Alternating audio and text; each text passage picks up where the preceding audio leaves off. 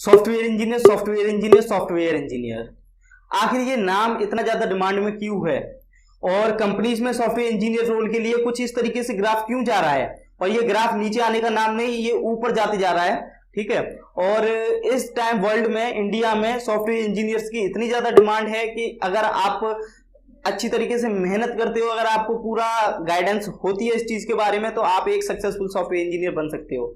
अगर salary growth की बात करी जाए तो इस फील्ड में आपको सबसे ज्यादा रैपिड सैलरी देखने को मिल जाएगी, बहुत ज्यादा ग्रोथ देखने को मिलेगी। इस फील्ड में आपको 200 से 300% की हाइक मिल जाती है जब आप फ्रेशर्स कंप्लीट करके आप किसी कंपनी में स्विच करते हो। तो अब बात यहाँ पे आती है कि इसकी डिमांड मार्केट में बहुत ज्यादा है, बट सॉफ्टवेयर इंजीनियर बनने के लिए हमें एक राइट पाथ कहां से मिले? अगर आप 10th 11th 12th कर रहे हो, या फिर आप ग्रेजुएशन कर रहे हो, first year, second year, third year, या फिर आप कंप्लीट कर चुके हो, आप या फिर नॉन सीएस बैकग्राउंड से हो और आप बनना चाहते हो एक सॉफ्टवेयर डेवलपर, एक सॉफ्टवेयर इंजीनियर, तो आप बिल्कुल सही वीडियो पे हैं। इस वीडियो में आपको फुल गाइडेंस मिलेगी, वीडियो को एंड तक देखते रहें। वीडियो के एंड में आपको इंपॉर्टेंट चीजें बता रहा हूँ, बिल्कुल वीडियो को स्किप ना करें। वीडियो में बात होगी सॉफ्टवेयर इंजीनियर को लेके, आपके करियर को लेके, आपके फ्यूचर को लेके, और एक सही मार्गदर्शन की तरफ आप जा रहे होंगे।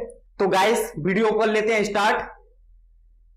जो बच्चे 10th 11th 12th में हैं और वो सॉफ्टवेयर इंजीनियर बनना चाहते हैं, तो उनके लिए एकदम स्ट्रेट फॉरवर्ड पाथ, जो कि एकदम सीधा जो पाथ है वो है कि वो एंट्रेंस एग्जाम की तैयारी करें। Entrance exam IIT JEE mains, जिसमें आप अच्छी रैंक लाके एक अच्छे इंजीनियरिंग कॉलेज में, इंडिया के टॉप इंजीनियरिंग कॉलेज में आपका एडमिशन हो सकता है। और जब आप इंजीनियरिंग वहां से कर रहे होते हैं तो आपके लास्ट ईयर में कुछ अच्छी अच्छी कंपनीज आ रही होती हैं जिसमें आपका प्लेसमेंट होता है, जैसे गूगल, Amazon, माइक्रोसॉफ्ट, एडोब, ये काफी जो अच्छी अच्छी कंपनीज हैं वो आ रही होती हैं। आप एक सॉफ्टवेयर इंजीनियरिंग के रोल पे जा रहे होते हो, उस कंपनी में आपका जो पैकेज होता है वो काफी ज्यादा होता है। ये आपके लिए एकदम सीधा एंड स्ट्रेट फॉरवर्ड पाथ है। अगर आप IIT JEE मेंस एग्जाम को नहीं जानते हैं तो सिंपल, ये आपके जो एंट्रेंस एग्जाम होते हैं, और आप जब 12th के बाद इन एग्जाम को क्वालिफाई कर रहे होते हो, आपकी रैंक अच्छी आती है, तो आपको इंडिया के टॉप इंजीनियरिंग कॉलेज में आपका एडमिशन हो रहा होता है, जैसे कि IITs, IIITs, NITs, NSITs, DTU।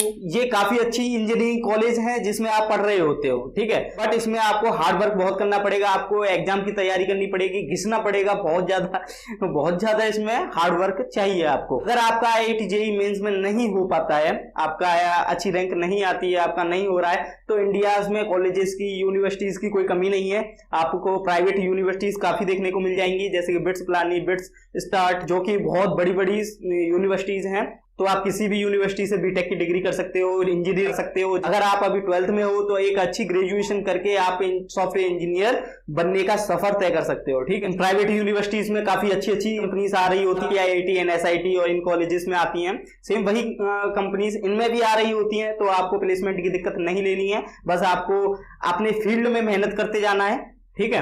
तो कॉलेज में आपको करना क्या है, किस तरीके से आपकी स्टडी रहेगी, आपकी किस तरीके से प्लान्स रहेंगे, वो चीजें हम लास्ट में कवर करेंगे। अब बात कर लेते हैं, अब अगर आप नॉन सीएस बैकग्राउंड से हो, या फिर आपका IIT JEE मेंस एग्जाम में अच्छी रैंक नहीं आती है, या फिर फीस मैटर या कुछ भी रीजन हो सकता है जिसकी वजह से आप इन कॉलेजेस में एडमिशन नहीं ले पाते हो, आपकी बीटेक नहीं कर सकते हो, तो हम क्या कर सकते हैं? आपके लिए एक गुड ऑप्शन रहेगा जो कि है BCA, bachelor of computer application, जो कि एक 3 इयर्स डिग्री है जिसमें आपको सारी IT की चीजें, आपको प्रोग्रामिंग लैंग्वेज वगैरह अच्छी तरीके से सिखाई जा रही होंगी। आपकी बीटेक के जो सिलेबस होता है उसके सिमिलर टू उसी के सिलेबस जैसा होता है, और आपको IT कंपनीज में जाने का मौका मिल रहा होता है, आपको एक सॉफ्टवेयर इंजीनियर बनने का मौका मिल रहा होता है। और इस BCA की डिग्रीज के स्टूडेंट्स को गूगल, Amazon, अच्छी अच्छी कंपनीज हायर कर रही होती हैं, करती भी हैं। गूगल, Amazon हायर करती हैं, बैठने का मौका देती हैं। और भाई प्लेसमेंट में बिल्कुल घबराने की दिक्कत नहीं है।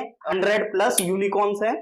यूनिकॉर्न्स क्या? यूनिकॉर्न्स वो होते हैं जो स्टार्टअप या कंपनी जो बनी $1 बिलियन की जो ग्रोथ होती है वो अचीव कर लेती है, तो वो यूनिकॉर्न्स कंपनीज में काउंट होती है। और इंडिया में इतनी ज्यादा स्टार्टअप हैं, इतनी ज्यादा कंपनीज हैं कि आपको बिल्कुल टेंशन लेने की बात नहीं है। अब तो ये 2 साल के अंदर इतना ज्यादा कंपनीज हायर कर रही हैं। अगर आप किसी ऐसे कॉलेज में हो जहां आपकी कंपनीज नहीं आती हैं, फिर भी आपको टेंशन लेने की दिक्कत नहीं है, क्योंकि अब ज्यादातर 90% जो कंपनीज हैं वो अपने जो वेबसाइट होती है उस वेबसाइट पे ही कंपनीज फॉर्म निकालती हैं, वहीं पे आपकी हायरिंग हो रही होती है। अगर आप लास्ट ईयर में हो, BSc या BTech जो भी कर रहे हो, तो आप ऑफ कैंपस अप्लाई कर सकते हो। ऑफ कैंपस अप्लाई करने के लिए आप किसी भी कंपनी में अप्लाई करना चाहते हो तो आप उस कंपनी की कैरियर पेज पे जाएं। कैरियर पेज पे आपको उस कंपनी की जो भी रिक्वायरमेंट्स होंगी और जो भी डिमांड के लिए उन्होंने हायरिंग निकाल रखी होगी आप उसमें अप्लाई कर दीजिए। अगर आपकी एलिजिबिलिटी क्राइटेरिया मैच हो रहा है तो आपका 100% उस कंपनी में हो जाएगा।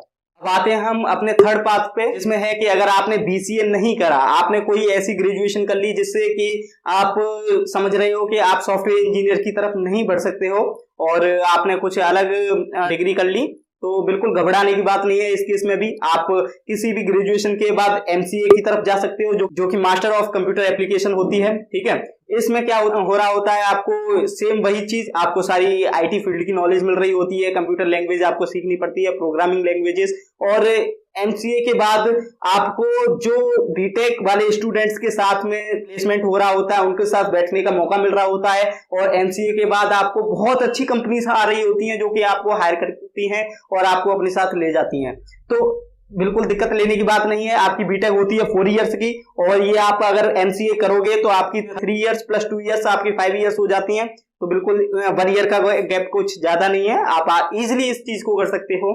एमसीए करने के भी 2 रास्ते होते हैं कि आप निमसेट से करें या फिर किसी एक अच्छे कॉलेज से करें। ठीक है, निमसेट के बारे में आपको बता देता हूं। आप ग्रेजुएशन करने के बाद निमसेट का एग्जाम फिल करते हो। एग्जाम फिल करने के बाद आप उसका अगर एग्जाम निकाल देते हो तो आपकी रैंक आ रही होती है। उस रैंक के हिसाब से आपको टॉप जो इंजीनियरिंग कॉलेज हैं जो एमसीए कराते हैं उन कॉलेज में जाने का मौका मिल रहा होता है, वहां से एमसीए करने का मौका मिल रहा होता है। तो ये तो हमारा रहा निमसेट का एग्जाम निकालने के बाद। दूसरा, आप किसी भी कॉलेज से आप कर रहे होते हो एमसीए और आपको सारी नॉलेज मिल जाती है, तो आप क्या करते हो कि आप ऑफ कैंपस अप्लाई करते हो। ऑन कैंपस अगर कंपनी आ रही होती है तो आप अप्लाई करते हो, एक सॉफ्टवेयर इंजीनियर बनने की जो जर्नी है उसे अचीव कर रहे होते हो। अब बात कर लेते हैं, आप एक सॉफ्टवेयर इंजीनियर बनना चाहते हो, आपके कॉलेज में आपको इस तरीके से नहीं पढ़ाया जा रहा है जो कंपनीज में डिमांड है, और आप या फिर कॉलेज के एंड में हो, आपकी जो कॉलेज है वो कंप्लीट होने वाला है, कंपनीज आ रही हैं पर आप उन कंपनीज की तैयारी कर रहे हो। तो उस चीज में आपको करना क्या होता है, किसी भी कंपनी में एक सिलेक्ट होने के लिए, उसके राउंड्स कंप्लीट करने के लिए हमारा क्या होता है, हमें एक लैंग्वेज आनी चाहिए जो कि हमारी प्रोग्रामिंग लैंग्वेज होगी। आपकी C++ या जावा हो सकती है। अगर आपको इन चीजों में दिक्कत आ रही है C++ जावा में, तो आप पाइथन की तरफ जा सकते हो। पाइथन एक बहुत ज्यादा हाई डिमांडेड लैंग्वेज बन रखी है और अगर देखा जाए तो ये हमारी C++ जावा से बहुत ज्यादा सिंपल लगेगी आपको सीखने में, स्टार्ट करने में, क्योंकि इस पाइथन में जितनी भी चीजें होती हैं आपको सिमिलर टू इंग्लिश लग रही होती हैं। एक इंग्लिश की तरह आप कोड कर रहे होते हो, आपको लॉजिक वगैरह लगाने में काफी ज्यादा आसानी मिल रही होगी पाइथन में एज कंपेरिजन टू जावा और C++ में अगर आपको पॉइंटर्स वगैरह में दिक्कत आ रही है तो आप जावा की तरफ मूव हो सकते हो। अगर जावा में आपको सिंटैक्स वगैरह को समझने में दिक्कत आ रही है तो आप पाइथन की तरफ मूव हो सकते हो। पाइथन की हेल्प से आप मल्टीपल वर्क कर सकते हो, जैसे कि आप वेब डेवलपमेंट कर सकते हो, मशीन लर्निंग में जा सकते हो। आपके कई डिफरेंट वर्क हैं जो आप मात्र एक लैंग्वेज की मदद से कर रहे होते हो, वो होती है आपकी पाइथन। ठीक है, अब आपने एक लैंग्वेज सीख ली, आपको आती है, उसके बाद जो मेन और जो कंपनी जिस चीज के बारे में बात करती है वो है आपका DSA, data structure and algorithm. ठीक है, आपको डेटा स्ट्रक्चर एंड एल्गोरिथम पे अच्छी पकड़ बनानी है। तो इसका फायदा क्या है, ये होती है आपकी मेंटल एबिलिटी के ऊपर। आप DSA किसी भी चीज में यूज कर सकते हो, आप किसी भी फील्ड में हो, आपको लॉजिक लगाने हैं तो आपको DSA आनी ही चाहिए। ठीक है, और हर कंपनी DSA को ही प्रेफर करती है। आपको DSA में एक अच्छी नॉलेज होनी चाहिए, कंपनी यही चाहती है। अगर आपको DSA में अच्छी नॉलेज है तो आप कुछ भी चीज समझने में या फिर सीखने में इतना टाइम नहीं लेते हो। अब बात आती है DSA सीखने की, तो आपको DSA सीखने के लिए YouTube पे काफी ज्यादा कोर्सेज मिल जाएंगे जो कि फ्री में आपको पढ़ा रखे हैं, पूरी अच्छी प्लेलिस्ट बनी हुई है। अगर आप पेड कोर्स खरीदना चाहते हैं तो आप Geeks for Geeks में संदीप जैन, जो कि Geeks of Geeks के फाउंडर हैं, उन्होंने काफी अच्छा कोर्स बना रखा है जिसका नाम है सेल्फ पेस्ड, जो कि आपका 3800 रुपीज में, अराउंड 4000 रुपीज में आपको ये कोर्स मिल जाता है। कंप्लीट कोर्स होता है, आपको अच्छी नॉलेज मिल रही होती है आपको DSA की। तो DSA आपका बहुत इंपॉर्टेंट पार्ट है किसी भी कंपनी में सिलेक्ट होने के लिए।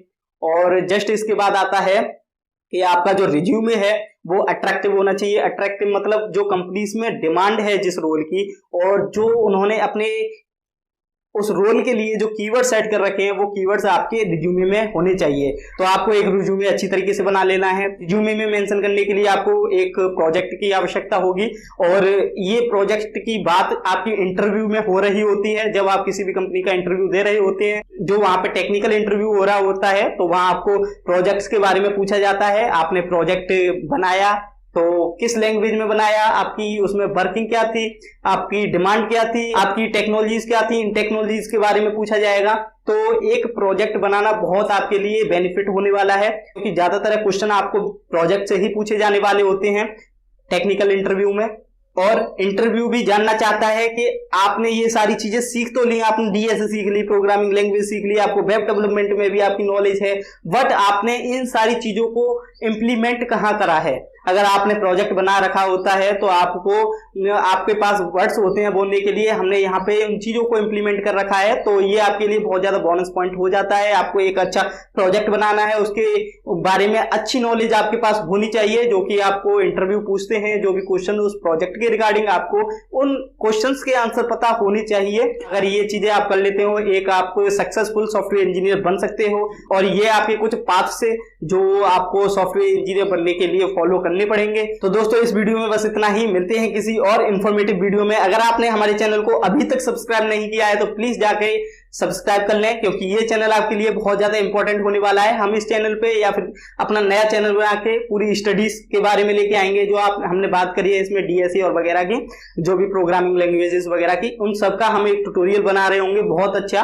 ठीक है, तो आप इस चैनल को फॉलो कर सकते हैं, लाइक कर सकते हैं, हमारी वीडियो को शेयर कर सकते हैं अपने दोस्तों के साथ। बाय गाइस, मिलते हैं किसी इंफॉर्मेटिव वीडियो में।